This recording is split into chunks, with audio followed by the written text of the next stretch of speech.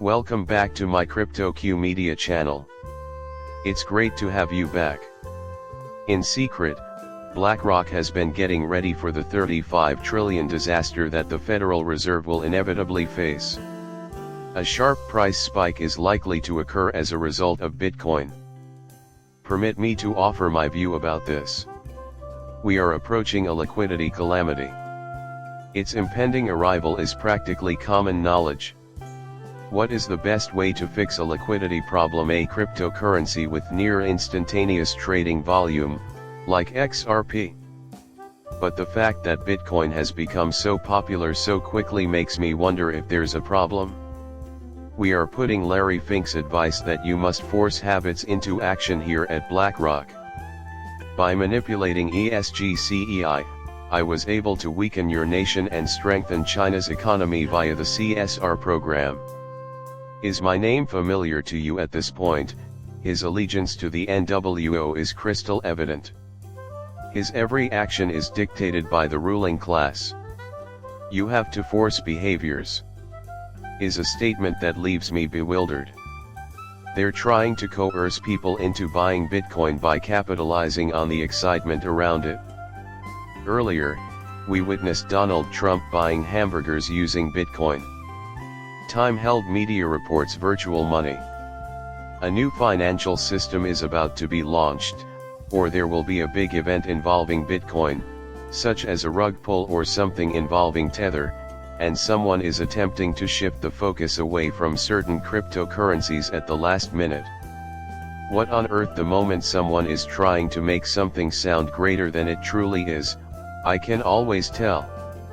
Additionally, many of the early Bitcoin maximalists are now favoring XRP. Because the wise ones are usually the first to notice, I mentioned it in multiple videos. Like I said previously, I got this in my inbox the other day.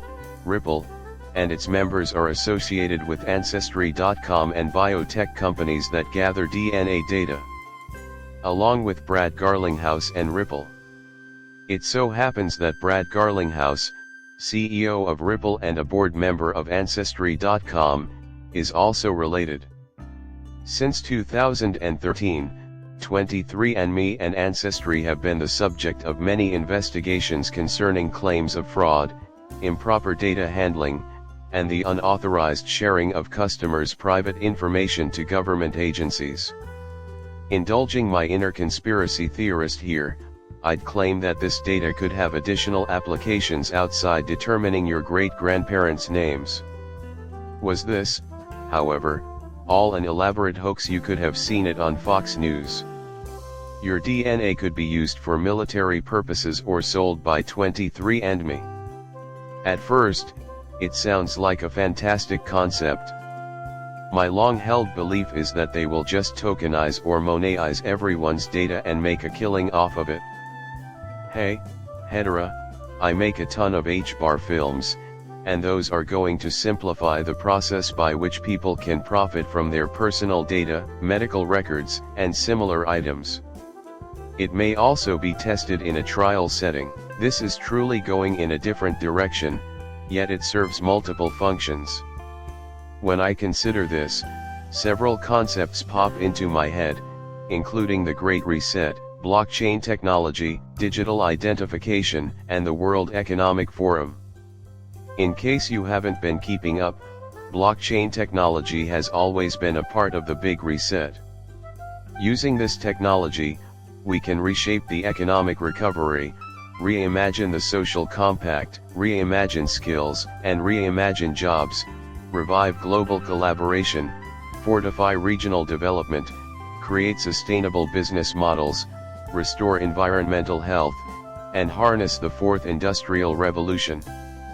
The current state of global affairs, such as the practice of open borders and the anarchy in the world's biggest cities, can be traced back to the Grand Reset, as will become clear if you continue along this line of thinking. That being said, contrary to popular belief, this is in fact happening in the United States. The current events are all building up to the ultimate reset. When I bring up CBDC, the same thing happens. It is often said that the US will never have a CBDC. The US must follow that path if it wants to keep competing. For the simple reason that everyone else has already joined the digital revolution.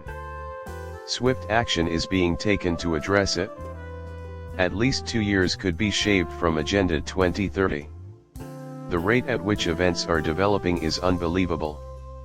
Next, we have this.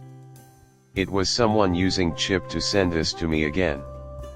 At this time, microchip implants incorporate Ripple payment systems. The practice of tying microchips to financial accounts will soon be phased out. Has Ripple abandoned this plan, or is it still in the works? I am primarily concerned with that matter. There has been absolutely no new information on this since 2020, when I initially began paying attention, and I simply cannot make sense of it. Allow me to lay down some ground rules for you. I will never be able to get my hands on the chip. But did Ripple really leave this behind? I received chip and I left. Also, some people will sit tight and insist the chip is impossible to get. It should be linked to UBIT. People will rush to get their hands on the chip. This is an exciting development on the road to digital identity's broad adoption. An upcoming update to Google Wallet might make it possible for people to use their passports as digital IDs. Digital identification was widely anticipated in the United States. It has also been said that Americans will never choose that. I assure you, this will be distributed to numerous individuals during the next year. Because we are, in fact, living in a technological age, the same is true for electronic wallets.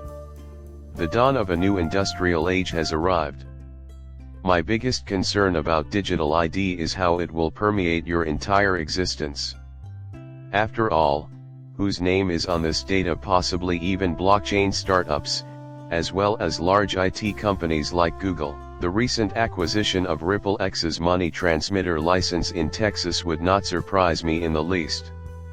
X currently holds licenses in 38 states. Also, Ripple has money transmitter authorization for every US state. There will always be a connection between Ripple and X. Elon Musk making a public announcement that X payments will start using RippleNet and XRP would be really logical. You can see Ripple's evolution into a central bank every day, and I'm still convinced it will dethrone the Federal Reserve. It appears like Emmer is eager to get Gary out of there as soon as possible. Scaramucci then disclosed his involvement with a crypto-supporting group that is using the Harris campaign to unseat U.S. Democrats Gary Gensler, head of the SEC, and Elizabeth Warren, senator. Whatever, I think Gensler is toast, but it is intriguing to observe how they are also establishing a niche for themselves distinct from Elizabeth Warren. Fantastically, Johnny Dean will likely depose her.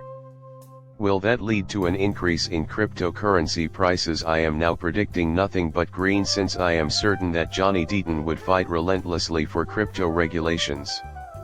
He is committed to working tirelessly toward a future where American ingenuity and cryptocurrency are unhindered. We truly value having you here today. For the time being, I ask that you subscribe and favorite my channel.